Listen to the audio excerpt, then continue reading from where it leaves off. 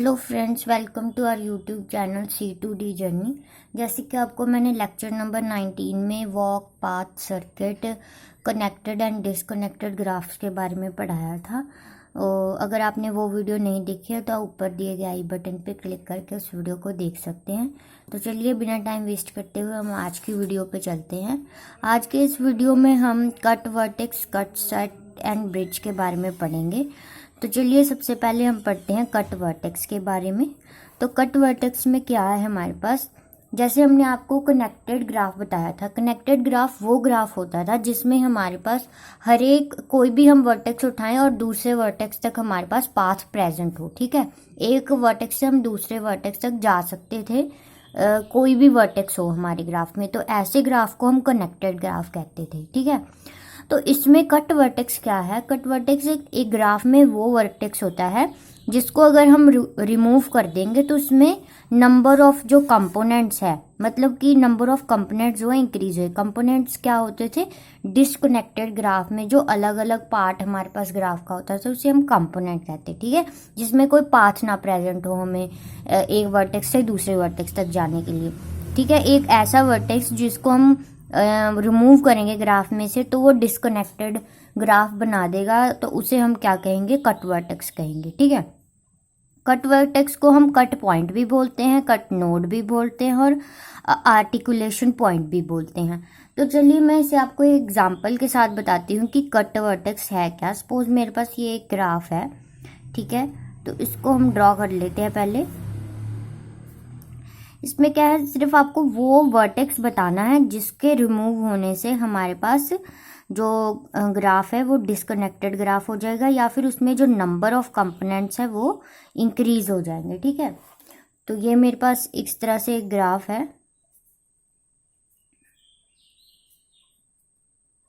ठीक है, अब इसमें देखिए, अगर तो मैं ये वाला वर्टेक्स रिमूव करूं, ठीक है, अगर तो मैं ये वाला ए वर्टेक्स रिमूव करूं तो मेरे पास इतना ग्राफ बच जाएगा। ठीक है, ये वाली साइड का मेरे पास ग्राफ बच जाएगा।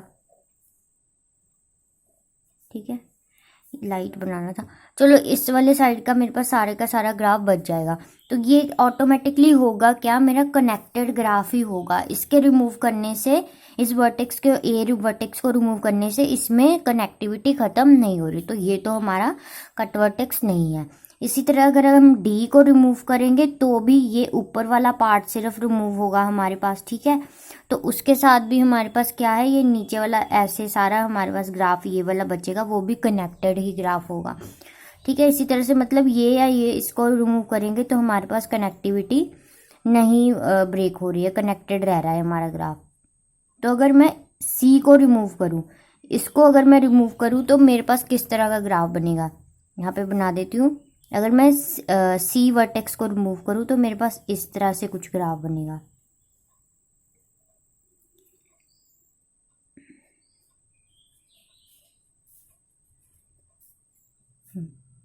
तो मेरे पास इस तरह से ये ग्राफ बन जाएगा। यहाँ से मैंने सी वाला जो वर्टेक्स है वो रिमूव कर दिया, तो उसके साथ रिलेटेड जो एडजेस थे वो भी रिमूव हो गए।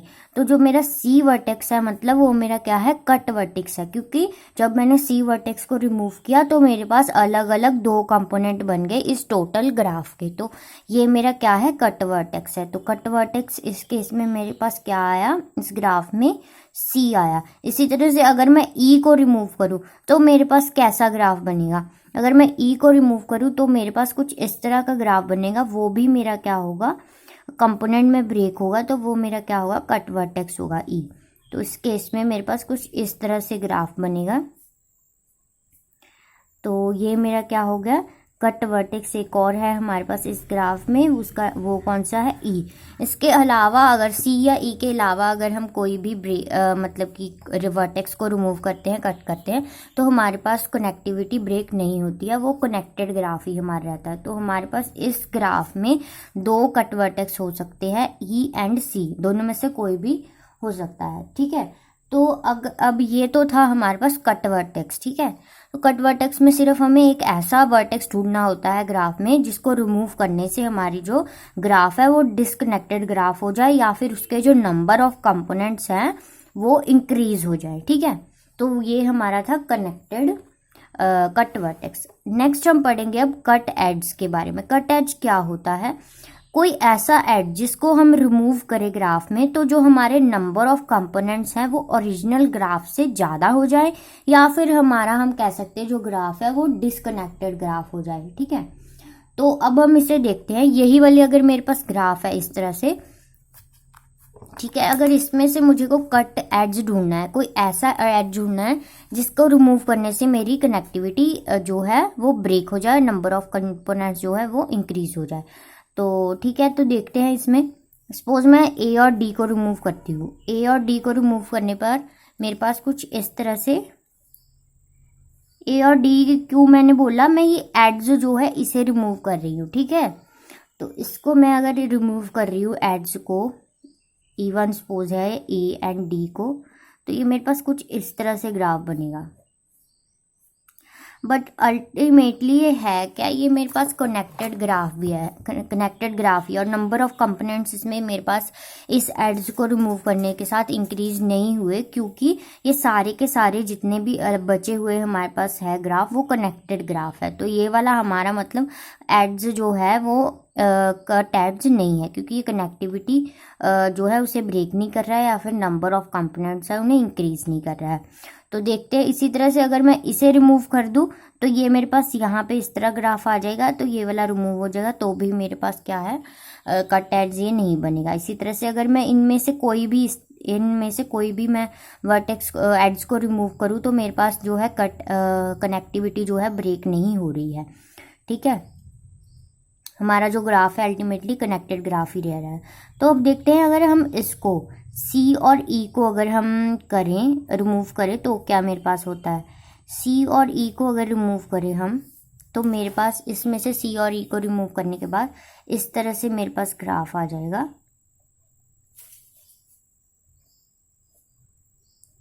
इस तरह से मेरे पास ग्राफ आ जाएगा। तो ये मेरा क्या है, अब डिस्कनेक्टेड हो चुका है, क्योंकि मेरे पास इसमें दो कंपोनेंट्स प्रेजेंट है, एक ये और एक ये। इसमें मैंने ये वाला जो बी सेंटर वाला एड था उसे रिमूव कर दिया है। तो जो हमारा कट एड्स है इसके इसमें, तो क्या हो गया, अब कट एड्स हमारा कौन सा है, सी कॉमा ई, क्योंकि इसके रिमूव होने से ही हमारा जो वर्टेक्स है वो डिस्कनेक्टेड बना है। ठीक है, तो अब इसमें हम देख लेते हैं, ये तो एक कट एड्ज है। ठीक है, अगर हमारे पास यहाँ पे नंबर ऑफ कट एड्जेस हों, दो भी हो सकते हैं। सपोज यही वाली एग्जांपल है मेरे पास, एक तो हमने ये एड्ज देख लिया, इसके रिमूव होने से डिस्कनेक्टेड होगा। अब इसमें अगर एक एक हम रिमूव कर रहे थे तो ये डिस्कनेक्टेड नहीं हो रहा था। अगर मैं ये वाला और ये वाला मतलब ये दोनों एड्जेस को रिमूव कर दूँ तो मेरे पास कुछ इस तरह से ग्राफ आएगा। ठीक है, तो मेरे पास कुछ इस तरह से ग्राफ आएगा, ये वाला। इसमें मैंने किस किस को रिमूव किया है, D C and B C, इन दोनों एड्जेस को मैंने रिमूव किया है, तो मेरे पास कुछ इस तरह से ग्राफ आया। ठीक है, इस ग्राफ में मेरे पास क्या है, दो कंपोनेंट्स है, दैट मीन्स कि ये मेरा डिस्कनेक्टेड ग्राफ है, या फिर इसमें नंबर ऑफ कंपोनेंट जो है ओरिजिनल ग्राफ से मेरे इंक्रीज हो गया है। तो ये भी मेरा क्या है, ये मेरे दोनों क्या है, कट एड्जेस हैं सेम ग्राफ के। इसमें हमने दो जो है एड्जेस उनको रिमूव किया है, तो ये डिस्कनेक्टेड बन गया। इसमें मैंने एक को रिमूव किया था तो ये मेरे पास बना था डिस्कनेक्टेड। तो इसी तरह से जो हमारे पास नंबर ऑफ एड्जेस हैं वो ज़्यादा भी हो सकते हैं किसी ग्राफ को डिस्कनेक्टेड बनाने के लिए। तो ये इसकी एग्जांपल थी। ठीक है, कट एड्ज की। कट एड्ज को हम ब्रिज भी बोलते हैं। तो नेक्स्ट हम चलते हैं अब कट सेट की तरफ। कट सेट में हमारे पास क्या होता है, जैसे इसमें हमारे पास मिनिमम नंबर ऑफ एड्जेस कितने चाहिए किसी ग्राफ में से, तो उसको हम डिस्कनेक्टेड बनाने के, जैसे मैंने पिछली एग्जांपल में बताया एक एड्स से भी वो डिस्कनेक्टेड हो रहा था। ठीक है, अगर उस एड्स के अलावा दो एड्स और हम रिमूव कर रहे थे तो वो भी क्या हो रहा था, डिस्कनेक्टेड हो रहा था हमारे पास ग्राफ। ठीक है, तो इसी तरह से अगर हमारे पास कोई ग्राफ हो, जैसे इस तरह से मेरे पास कोई ग्राफ है। ठीक है, इसमें मैंने एड्जेस ही लिखे हैं डायरेक्ट कि ये E4, E8, E7, E1, E3। ठीक है, अब इसमें से मुझे वो सारे के सारे मतलब एड्जेस फाइंड करने हैं जिसको रिमूव करने से ये मेरे पास क्या बन जाए, डिस्कनेक्टेड ग्राफ बन जाए। अब इसमें कोई भी एक ऐसा एड्ज नहीं है आपके मेरे हिसाब से जिसको रिमूव करने से हम इसे डिस्कनेक्टेड बना दें। जैसे अगर मैं इसको रिमूव करूँ तो ये डिस्कनेक्टेड होगा, इसको रिमूव करूँ तो ये डिस्कनेक्टेड नहीं होगा, इसको रिमूव करूँ तो डिस्कनेक्ट, क्योंकि ये अंदर वाला जो सारा का सारा पार्ट है हमारे पास ये मतलब कि वो है कंप्लीट ग्राफ की तरह है, क्योंकि each vertex is connected to other vertex, उसको हम क्या कहते थे, कंप्लीट ग्राफ कहते थे। तो इसमें हम अब पहले देखते हैं, अगर मैं E1 देखिए, अगर मैं E1 इस तरह से पहले वर्टेक्स बना लेते हैं, ये मेरे पास कुछ इस तरह से वर्टेक्स थे इसमें प्रेजेंट, इसमें से पहले मैं अगर E1 को रिमूव कर दूँ और E3 को रिमूव कर दूँ, E5 को रिमूव कर दूँ और E8 को रिमूव कर दूँ, तो मेरे पास कुछ इस तरह से ग्राफ आएगा। ठीक है, E4, E6, E7, E9, E8। ठीक है,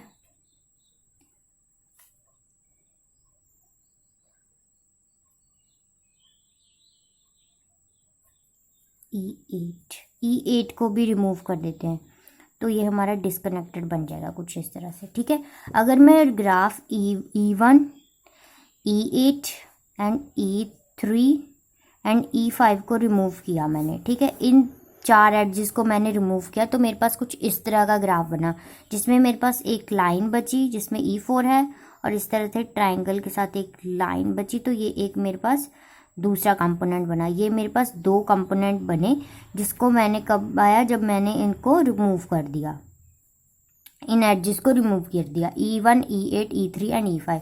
तो ऐसे ग्राफ जिनमें एक एड्ज से ज़्यादा एड्ज हमें चाहिए उसको डिस्कनेक्टेड बनाने के लिए, तो वो जो एड्जेस का हमारे पास सेट होगा उसे हम कट सेट बोलते हैं। मतलब मेरा इस केस में कट सेट क्या है, इन सब एड्जेस का set, E1, E3, E5 and E8, ये मेरे पास क्या है, कट सेट है। मतलब कुछ ऐसे ग्राफ, जैसे कि ये एग्जांपल में था, इसमें हमारे पास एक से ज़्यादा हमें वर्टिसेस एडजेस चाहिए थे, जिनको रिमूव करके हमारे पास क्या बनता है, डिस्कनेक्टेड ग्राफ बनता है। जैसे कि इस केस में अगर हम अकेला E3 रिमूव करते तब भी ये डिस्कनेक्टेड ना बनता, अगर हम अकेला E5 रिमूव करते तब भी ये डिस्कनेक्टेड ना होता, अगर अकेला E1 रिमूव करते तो भी ये डिस्कनेक्टेड नहीं होता। मतलब कि इसमें हमें नंबर ऑफ एडजेस जो हैं ज़्यादा चाहिए थे इसको डिस्कनेक्टेड बनाने के लिए। ऐसे ग्राफ्स को हम क्या कहते हैं, कट सेट बोलते हैं, उसके ग्राफ्स का कट सेट बोलते हैं। तो आई होप आपको cut vertex, cut set and cut edges का क्लियर हो गया होगा।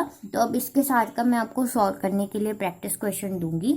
तो उससे पहले मैं आपको 1-2 और इसमें कंडीशन बता देती हूँ, वो आपको हेल्पफुल होगी।